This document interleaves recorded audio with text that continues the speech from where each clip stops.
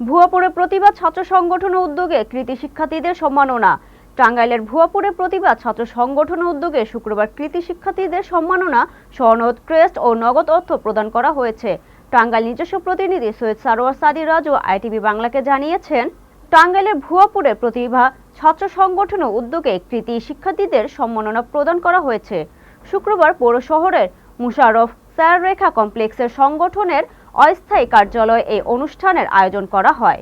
ইব্রাহিম খাঁ সরকারি কলেজের ইংরেজি বিভাগের বিভাগীয় প্রধান শাহরিয়ার হোসেনের সভাপতিত্বে অনুষ্ঠানে প্রধান অতিথি হিসেবে উপস্থিত ছিলেন সহকারী কমিশনার ভূমি ও নির্বাহী ম্যাজিস্ট্রেট মোহাম্মদ তারিকুল ইসলাম।